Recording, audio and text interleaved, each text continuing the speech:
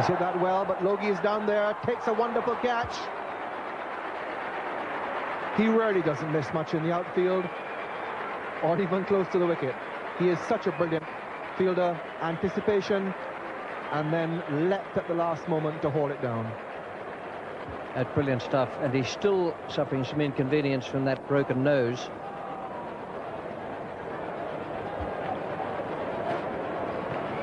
Beautifully balanced. A super catch.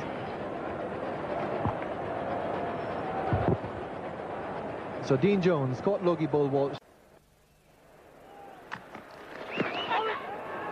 That must have been close. He's gone. Yes, it was. So Dean Jones coming inside of his wicket, leg before to Walsh. Umpire Peter McConnell took a long, hard think about this one. It nipped back, and I tell you what, it looked adjacent to me. The bowler went after it, and after a lot of thought, Umpire McConnell's finger goes up, and then there's that sickly feeling inside the batsman as he sees it happen. So Dean Jones out. LBW.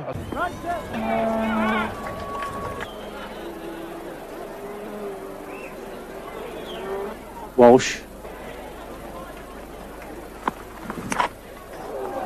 Gone, yes, for the third time, trying to hit the ball square of the wicket.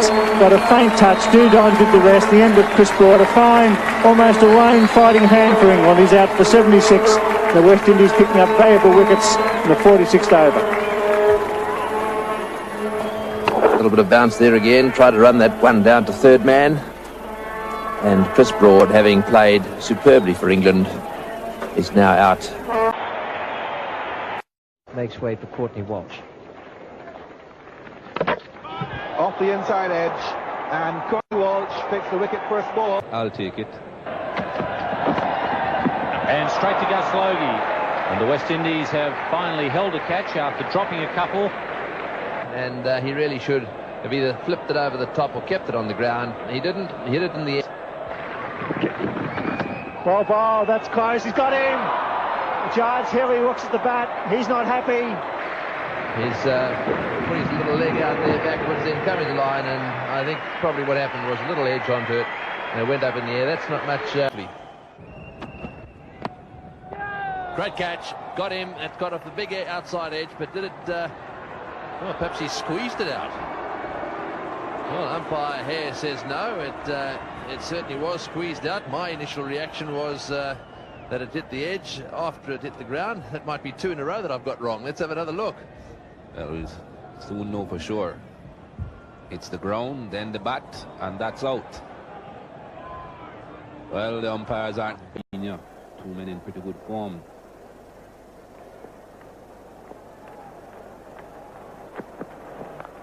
In the air. Got it.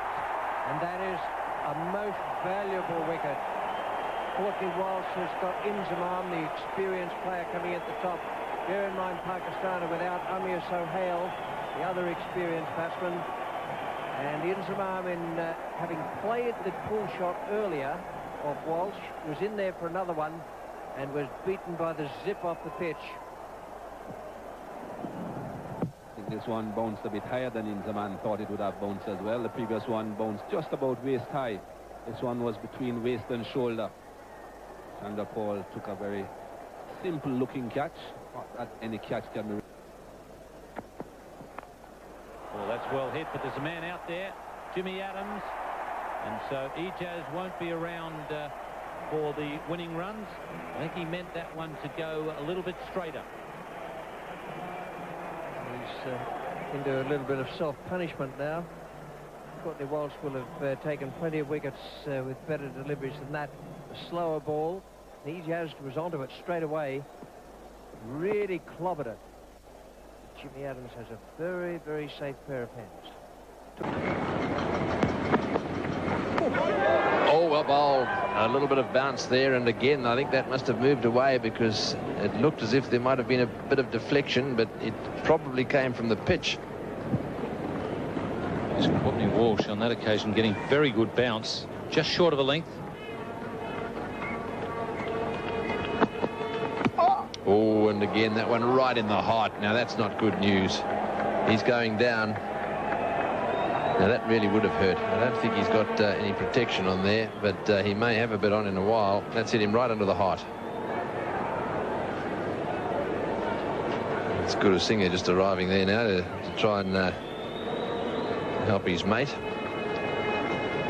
It's not a good feeling being hit under the heart.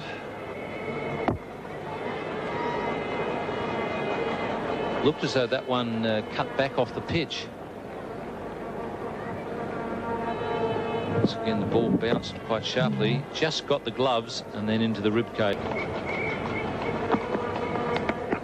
Oh, he's hit him again. Good bowling, actually. One. This is going to be out. Ground. Well, He's taken it. umpire says yes, and Jayasuriya has to go. A nasty delivery once again from Courtny Walsh. Up around the shoulder area. There is a rule, if it's above shoulder height, it can be deemed a no ball. Umpire McQuillan at square leg, quite happy with it. He was quite right. Up into the rib cage, and Courtney Brown did the work behind the stumps. The third wicket falls for Sri Lanka.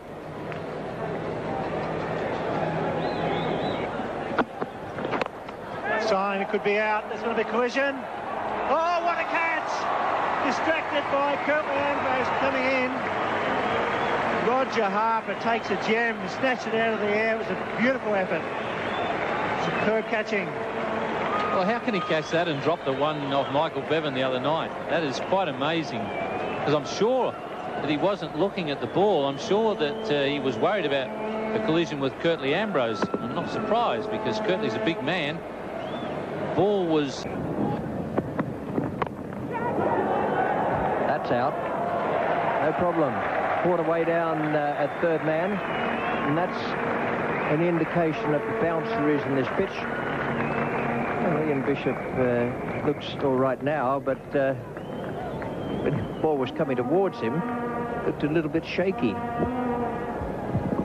Yes, here we go again. Right off the middle of the bat, that one. The open face there resulting in going up.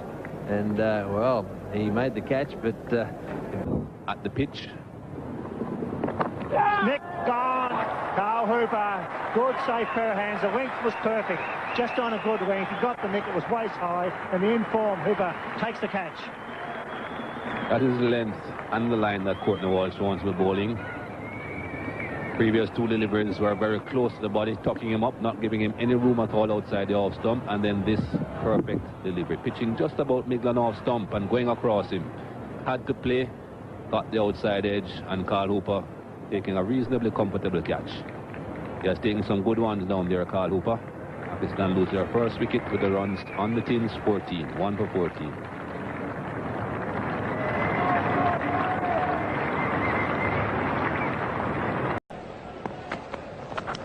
Got him, caught behind. That's a big wicket for the West Indies. He's beaten him once, and that was another magnificent delivery. Smacked him on the knuckles, then gave him a decent delivery again just outside off stump. He went for it. Nick, thank you very much.